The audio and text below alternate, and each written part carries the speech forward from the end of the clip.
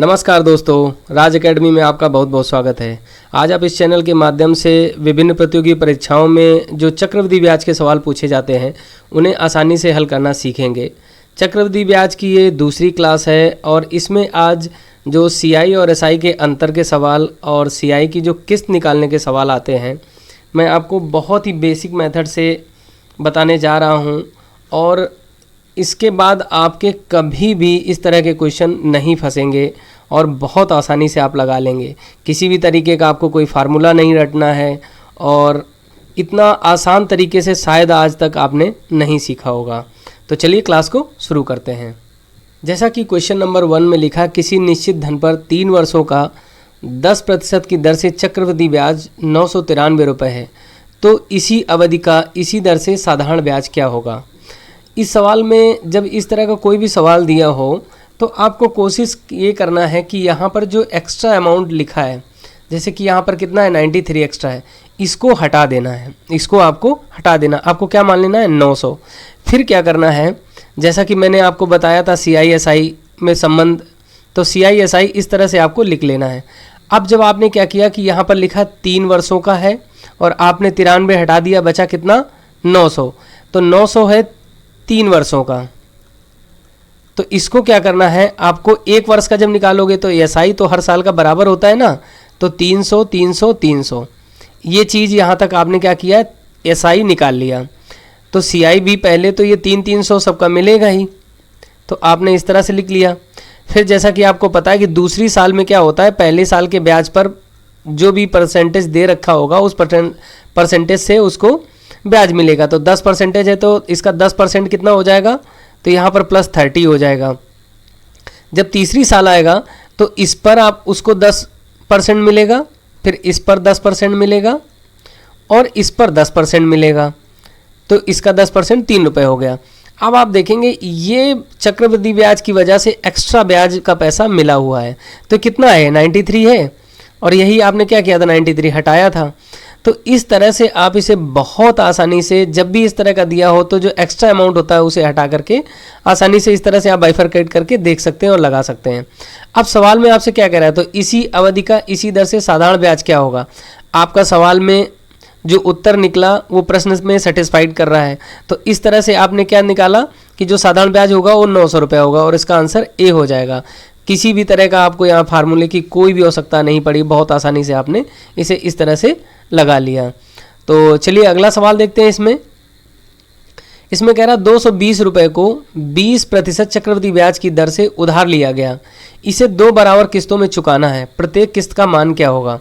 तो किस्त के सवाल का एक जो तरीका है या जो भी ट्रिक कह सकते हो और बहुत ही आसान तरीका है, इसे आप कैसी भी किस्त भी निकालनी हो आसानी से आप निकाल सकते हैं। तो यहाँ पर क्या होगा, कुल धन और यहाँ पर किस्त, इस तरह से आप इसको लिख लेंगे। इसमें आपको क्या करना है, हमेशा धन को पहले 100 मान लेना है। आपने 100 मान लिया। अब इसके बाद क्या होगा, जो किस्त की तरफ पैसे लिखेंगे उसमें ये जो ब्याज परसेंटेज दे रखा होगा दर, उसको ऐड कर देना है। तो यहाँ कितना हो जाएगा 120 हो जाएगा। ठीक, अब यहाँ पर जितनी साल का दे रखा हो उतनी साल को उतनी किस्तों में करना। अगर 10 दे रखा है तो 10 बार इस तरह से करना है, 2 दे रखा तो 2 बार करना है, 4 दे रखा तो 4 बार करना है। अगली बार फिर क्या करना है, फिर यहाँ 100 लिखना है और इंटू 100 कर देना है। इधर क्या हो जाएगा 120 हो जाएगा और इधर 120 से मल्टीपल कर देना है। यदि 3 साल का होता तो यहाँ फिर से 100 का करते हैं या 120 से करते हैं। चूंकि ये किस्त है तो किस्त को हमें क्या करना है, बराबर करना है। तो इसमें क्या करना होगा, 120 से हमें गुणा करना होगा। तो जब गुणा इसमें करेंगे तो हमें इधर भी 120 से करना पड़ेगा, चूँकि हमें ये जो समीकरण है इसको बराबर रखना है। ठीक है, अब आपको क्या करना है कि आपने देखा कि किस्त यहाँ पर कितनी है, एक बार की किस्त कितनी निकल के आई, 12 में 144 और 00, ये तो हो गई किस्त।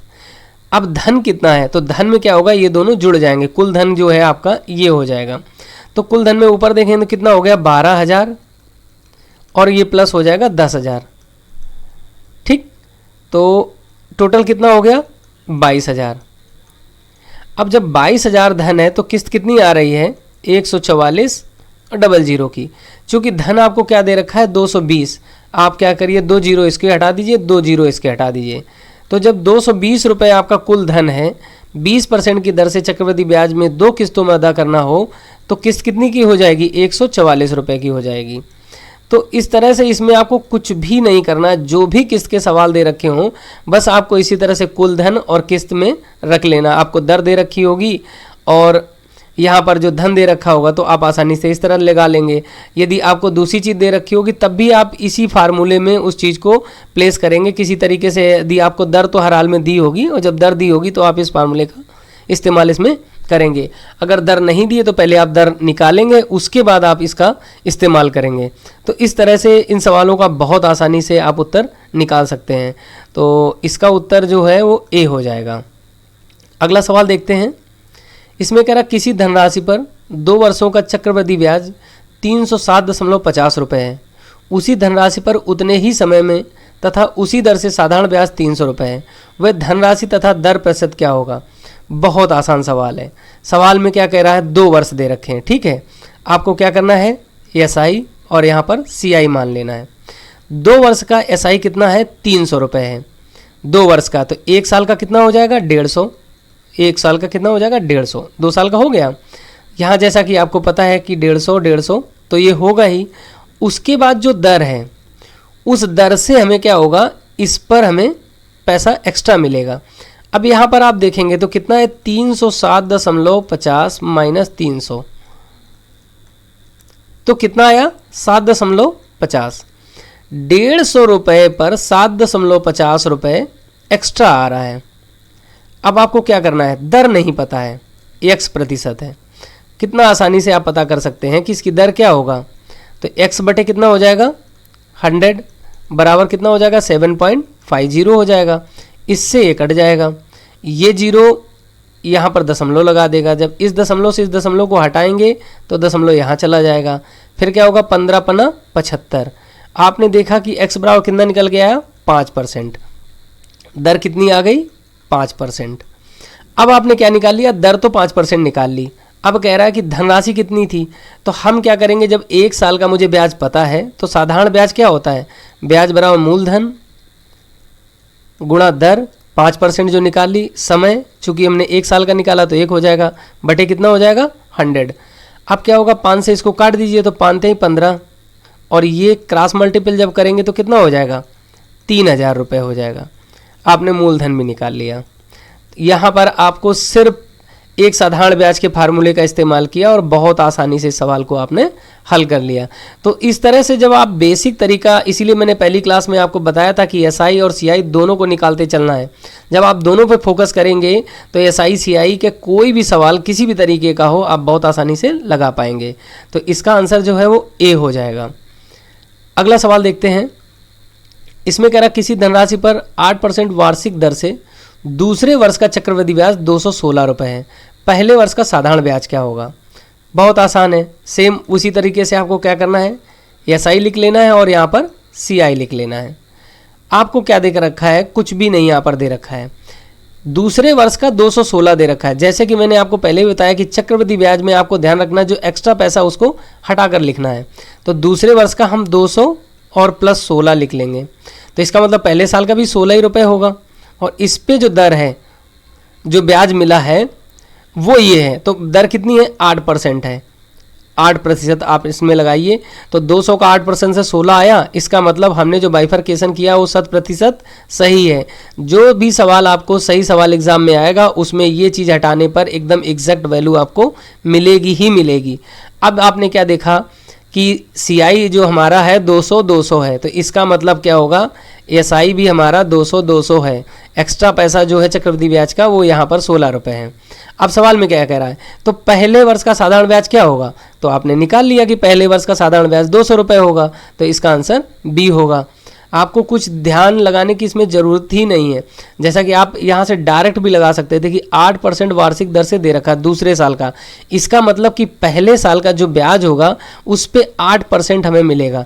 तो पहले साल का ब्याज कितना होगा, 200, उसका 8% 16, इसलिए 216 लिखा है।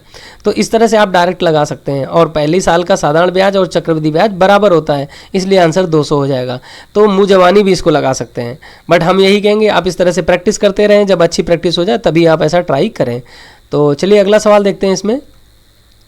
इसमें कह रहा है रामू 25, 22 रुपए श्याम से उधार लेता है। रामू जो है 2522 रुपये श्याम से उधार लेता है तथा 5% वार्षिक चक्रवृद्धि ब्याज की दर से पूरी राशि को वापस करने का वादा करता है। यदि वह पूरी राशि का भुगतान 3 बराबर किस्तों में करना चाहता है तो वह किस्त का मान क्या होगा। यहाँ पर किस्त पूछी गई है और 3 साल का टाइम दे रखा है। यहाँ पर आपसे किस्त पूछी गई है और 3 बराबर किस्तें दे रखी हैं, मतलब 3 किस्तों में अदा करेगा। ठीक है, तो अभी मैंने किस्त का सवाल जैसे बताया था, क्या करना है, यहाँ पर कुल धन लिखना है और यहाँ पर किस्त लिखना है। अब जितनी भी किस्त दे रखी हो आप उसी तरह से करना। दर आपको पक्का दे रखी होगी, देखो यहाँ पर दर दे रखी है। ठीक, अब आपको क्या करना है, यहाँ पर 100 मान लेना है। तो चूंकि यहाँ पर 5% दर है तो 105 हो जाएगा।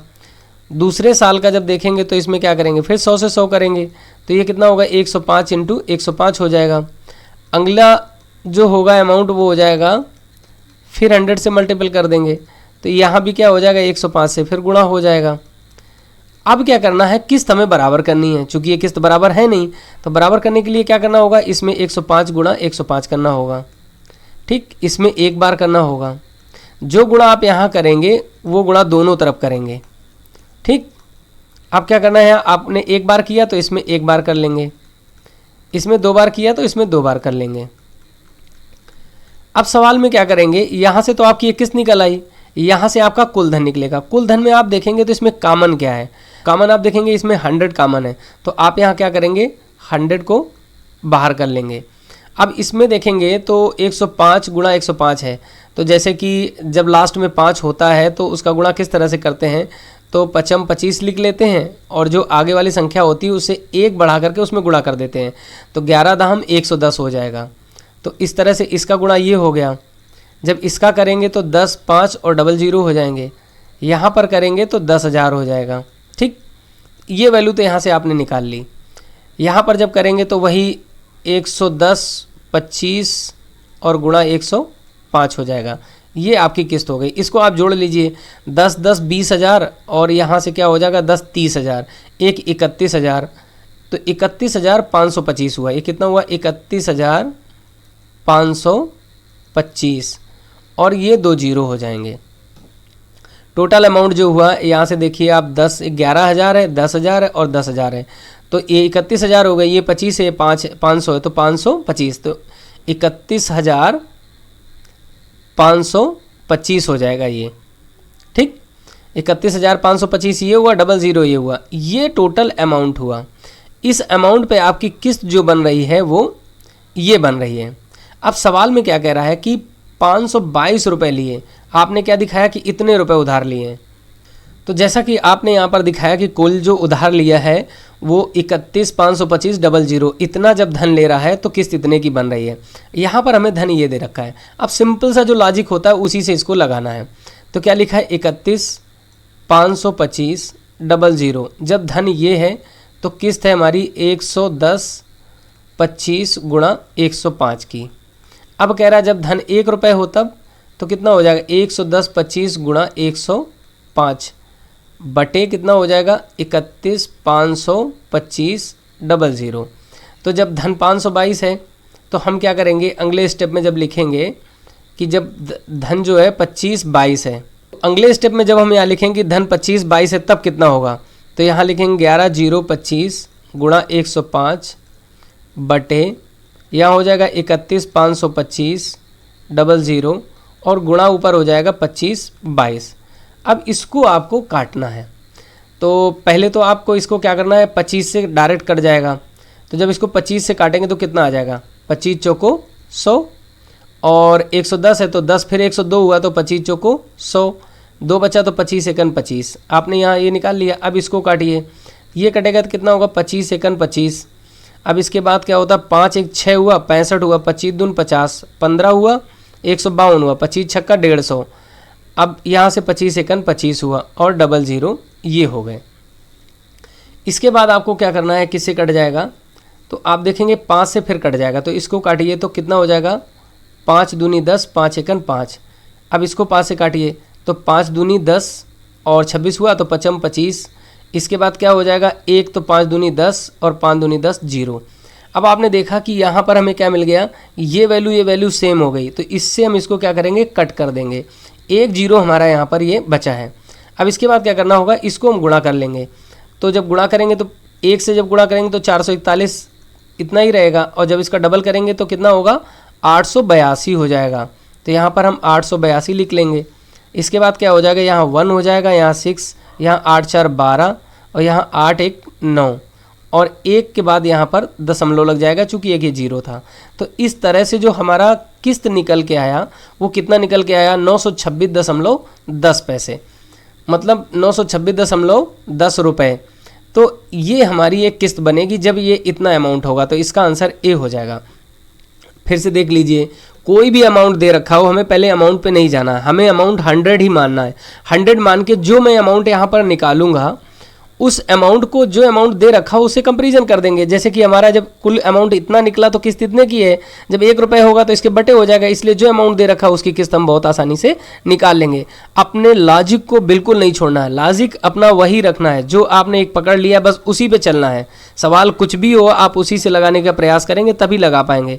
यदि बार बार भटकते रहे तो आपके सवाल गलत हो जाएगा और कोई चीज़ आप सही से पकड़ नहीं पाएंगे। तो चलते हैं अगला सवाल देखते हैं। इसमें कह रहा है विमल 10% वार्षिक चक्रवृद्धि ब्याज की दर से कुछ राशि बैंक से ऋण लेता है तथा वह 3 बराबर किस्तों में भुगतान करता है। यदि प्रत्येक किस्त 53-24 रुपये की हो तो वह कितने रुपए उधार लेता है। इस सवाल को आप लगा कर दिखाएं। जैसे कि वहाँ पर क्या था कि 5% लिखा था, यहाँ पर 10% है। सेम उसी तरह से करना है और कैलकुलेशन करना है। प्लीज़ इसको लगा करके कमेंट में इसका उत्तर ज़रूर बताएं, और तब हमें ये पता लगेगा कि आपको सच में समझ में आ गया है। सेम बिल्कुल हूबहू है, बस आपको यहाँ पर क्या है, दर 10% कर दिया है और डाटा यहाँ पर जो है वो चेंज कर दिया है। कैलकुलेशन आपको करनी है बस। तो अगला सवाल देखते हैं। इसके बाद इसमें कह रहा है किसी धनराशि पर 10% वार्षिक चक्रवृद्धि ब्याज की दर से 2 वर्ष का साधारण ब्याज 400 रुपये है तथा उसी धनराशि पर उतने ही समय में उसी दर से चक्रवृद्धि ब्याज क्या होगा। सिंपल सा है, जैसा कि अभी पिछले सवालों में आपको बताया, क्या करना है, SI और CI लिख देना है। ठीक, अब आपको क्या दे रखा है कि 2 वर्ष का साधारण ब्याज 400 रुपये है, तो 1 वर्ष का कितना हो जाएगा, 200, दूसरे साल का 200, CI भी हमारा क्या हो जाएगा, 200। अब यहाँ पर खेल ये होता है कि दर कितनी दे रखी है और इस ब्याज पर उस दर को लगाना है। तो यहाँ दर कितना है, 10% है, तो जब यहाँ पर लगाएंगे तो कितना आ जाएगा, 20 रुपये आ जाएगा। तो इस तरह से चक्रवृद्धि ब्याज हमारा कितना हो जाएगा, 420 हो जाएगा। जब साधारण ब्याज हमारा कितना है, 400 है और दर हमारी 10% है। तो बहुत आसानी से इसका उत्तर इस तरह से निकाला जा सकता है और इसका आंसर C हो जाएगा। तो चलिए अगला सवाल देखते हैं।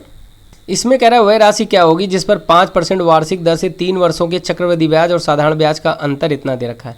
यहाँ पर आपको राशि न दे करके अंतर दे रखा है। जब आपको इस तरह से अंतर दे रखा हो तो आपको क्या करना है, सिंपल से 100 पे सारी बात को करना है और लॉजिक को नहीं छोड़ना। लॉजिक आपका वही रहेगा, CI और यहाँ पर SI और CI लिख लेंगे।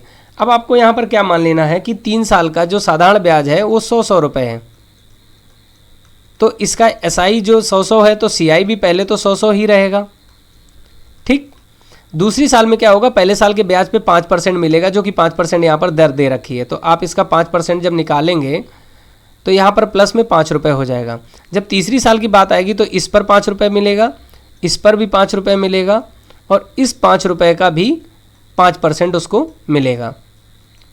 तो ये कितना हो जाएगा, 0.025। आपने देखा कि यहाँ पर इस तरह से उसे ब्याज कितना एक्स्ट्रा मिल रहा है, तो टोटल है 15 रुपये 25 पैसे। अब यहाँ पर क्या बात हुई कि टोटल जब साधारण ब्याज 300 रुपये है, साधारण ब्याज टोटल यहाँ पर कितना है, 300 रुपये है, तो अंतर कितना आ रहा है, 15.25, 3 साल का। सवाल में यही चीज़ दे रखी है कि 91.50 है, तो 15.25 जब अंतर है तो साधारण ब्याज 300 रुपये है, तो एक का अंतर होगा तो कितना होगा, 300 बटे 15.25 हो जाएगा। तो जैसा कि आपने यहाँ पर देखा कि 15.25 रुपये का अंतर आता है जब साधारण ब्याज 300 रुपये है, तो 1 रुपये का अंतर आएगा जब 300 बटे 15.25 होगा, इसलिए 91.50 का अंतर कब आएगा। तो ये तो कक्षा 6-7 में इस तरह से गुणा करना सीखा होगा, तो वही चीज़ यहाँ पर आपको अमल में लानी है।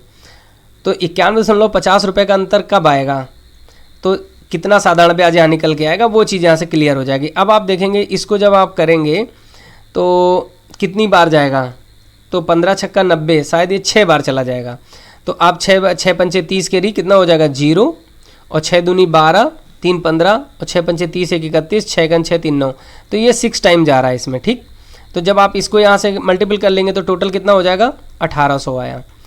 तो यहाँ पर आपको एक चीज़ निकल के आई कि 1800 रुपये साधारण ब्याज रुपये जो होगा 3 साल का, जब 3 साल का साधारण ब्याज 1800 रुपये होगा तब अंतर जो है 5% की दर से 91.50 रुपये होगा। इसका मतलब क्या हुआ कि प्रत्येक साल जो आपका साधारण ब्याज है वो 600 रुपये होगा। ठीक, अब सवाल में क्या कह रहा है, तो वह धनराशि क्या होगी, धनराशि पूछ दिया, आपको 1 साल का साधारण ब्याज पता हो गया। तो साधारण ब्याज बराबर क्या होता है, तो 1 साल का ले लेंगे, तो साधारण ब्याज बराबर मूलधन गुणा दर जो कि दे रखी है इंटू समय, 1 साल लिया मैंने, बटे कितना हो जाएगा 100, क्रॉस मल्टीपल कर देंगे। तो यहाँ से पहले तो 5 से इसको काटेंगे तो 5 12 60 होता है, तो इस तरह से P बराबर कितना हो जाएगा, 12,000 रुपये आ जाएगा। तो बहुत आसान तरीके से आप इस तरह से इसको निकाल सकते हैं। तो इसका आंसर जो है वो ए हो जाएगा। इस तरह से जब आपको यहाँ पर राशि न दे रखी हो तो आप 100 मान लेंगे, या कुछ भी आपको चीज़ ऐसी दे रखी होगी जिससे आप कर सकते हैं। अगर नहीं दे रखी है तो आपको इस तरह से 100 मान करके, और ये जो तरीका है इससे आप इसको आगे हल कर सकते हैं। तो चलिए अगला सवाल देखते हैं। इसमें कह रहा है जैसे किसी धनराशि पर 10% वार्षिक दर से 2 वर्षों में साधारण ब्याज और चक्रवृद्धि ब्याज का अंतर 27 रुपये है। अब इसमें भी आपको क्या धनराशि नहीं दे रखी, पिछला सवाल सेम वही चीज़ है। यहाँ पर क्या 2 साल का है, तो यहाँ पर SI और CI ले लिया आपने। इसको क्या करना है, आपको 100 2 ईयर्स के लिए मान लेना है। ठीक, फिर कह रहा है दूसरे साल में 10% का दर दे रखा है। ठीक है, आप 10% इसका निकाल लीजिए, तो 10% कितना हुआ, 10 रुपये हुआ। तो आपको एक चीज़ पता चल गई कि 10 रुपये का अंतर आ रहा है। यहाँ भी 200 रुपये हुआ और यहाँ पर टोटल 220 हो गया, 210 हो गया। तो इसका मतलब क्या हुआ, 10 रुपये का अंतर आ रहा है जब साधारण ब्याज 200 रुपये है, तो 1 रुपये का अंतर आएगा, 200 बटे 10 हो जाएगा, इसलिए 27 रुपये का अंतर आ जाएगा। तो 200 बटे 10 और इंटू 27 हो जाएगा, इससे 0 कट जाएगा, तो 27 दूनी 54, 540। तो ये क्या निकल के आया, आपका 540 रुपये साधारण ब्याज निकल के आया। कितने साल का, 2 साल का। तो 1 साल का कितना हो जाएगा, 270, और दूसरी साल का भी 270, 27 दूनी 54 होता है।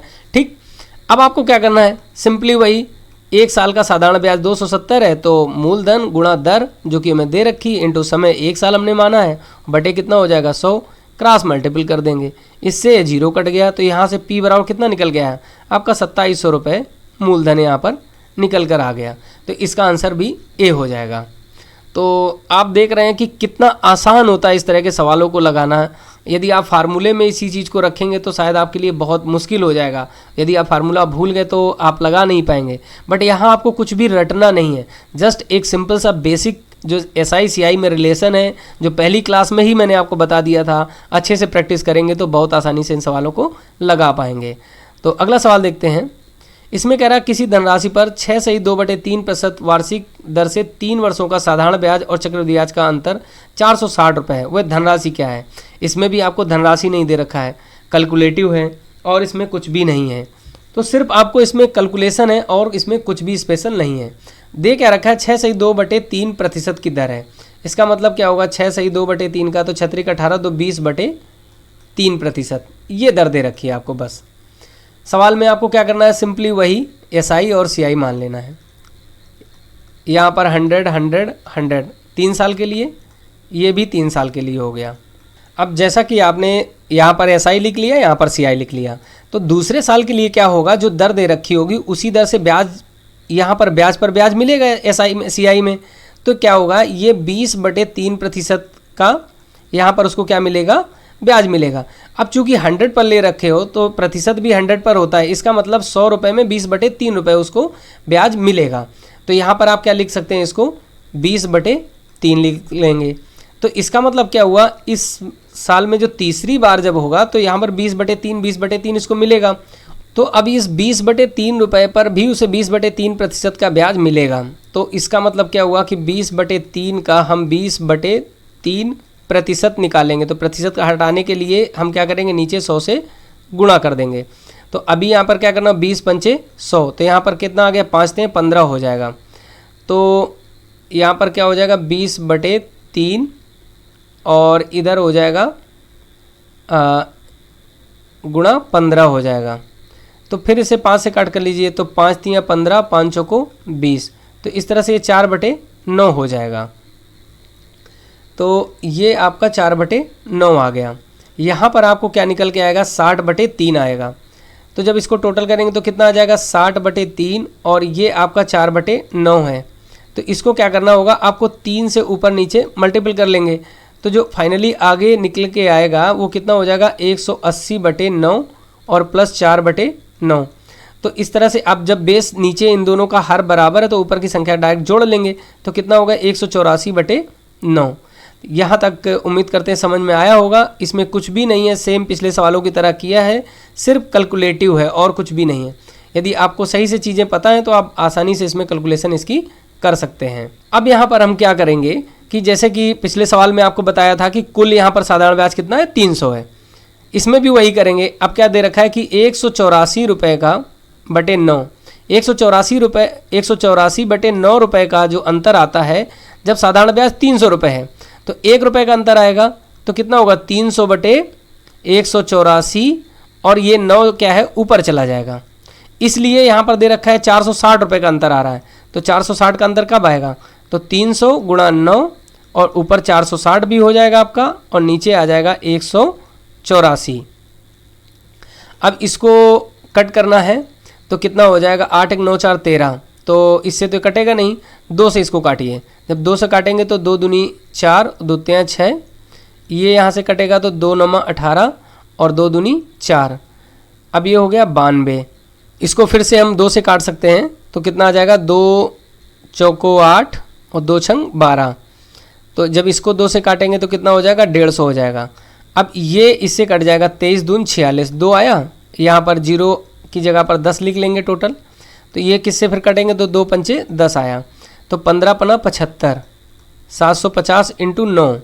तो इसका टोटल कितना निकल के आएगा, 0, 9 पना 45 और 9 63 और 63 और 4 67।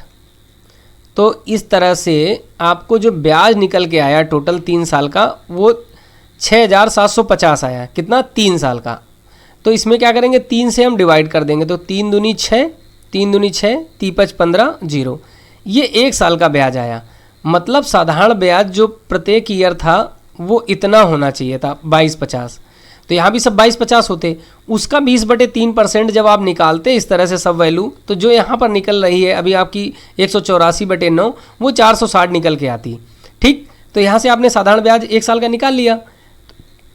तो क्या करेंगे, 1 साल का साधारण ब्याज बराबर क्या हो जाएगा, मूलधन गुणा दर, जो कि 20/3 दे रखी है, गुणा समय 1 साल हो गया, और बटे क्या हो जाएगा, 100 हो जाएगा। ठीक, अब क्या करना है आपको, 20 से काट दीजिए इसको, तो 20 पंचे 100 आया, तो ये 5 तियां 15 हो गया। तो जब इसको क्रॉस मल्टीपल कर देंगे तो P बराबर क्या हो जाएगा, 2250 × 15 और हो जाएगा। तो जब इसको करेंगे तो 0, 15 पना 75, 15 दूनी 30 7 37 और 15 दूनी 30 3 33। तो इस तरह से 33,750 रुपये जो है उसका मूलधन होगा। जो मूल धनराशि है उसकी इनिशियल, वो 33,750 रुपये होगी। तो इस सवाल में आप देखेंगे तो कुछ सिर्फ कैलकुलेटिव कर दिया है, आपको बटे में दे देगा, 6 महीने का दे देगा, 3 महीने का दे देगा। आपको क्या करना है, उसी तरह से दर को सेट कर लेना है। अगर 3 महीने का दे रखा है और आपको मान लीजिए कि तिमाही ब्याज कलेक्ट होता है और 12% दर दे रखी है, आप उस दर को 3% मान लीजिए और 3 माह को 1 साल मान लीजिए, तो आपको उसी तरह से काम करेगा। फाइनल उत्तर जब निकल के आए तो उसको फिर से ईयर में उसी तरह से कन्वर्ट कर लीजिए। तो आपको घुमाने के लिए, परेशान करने के लिए आपको इस तरह से वैल्यू दी जा सकती हैं। बट यदि आपका जो बेसिक मेथड सही है तो थोड़ा कैलकुलेटिव हो सकता है, मगर आपका क्वेश्चन गलत नहीं होगा, आप हर हाल में सही उत्तर निकाल पाएंगे। तो इसी के साथ इस क्लास को समाप्त करते हैं। मिलते हैं अगली क्लास में। कुछ इससे भी टफ अगर क्वेश्चन मिलते हैं तो मैं ज़रूर इसकी एक क्लास लूँगा, अदरवाइज़ नेक्स्ट चैप्टर में जाऊँगा। आपके पास किसी भी तरह का अगर CISI का कोई डाउट हो या कोई क्वेश्चन हो तो प्लीज़ हमें शेयर करें। मैं उसका बेहतरीन से बेहतरीन जो हल है निकाल के आपको बताने की कोशिश करूँगा। धन्यवाद।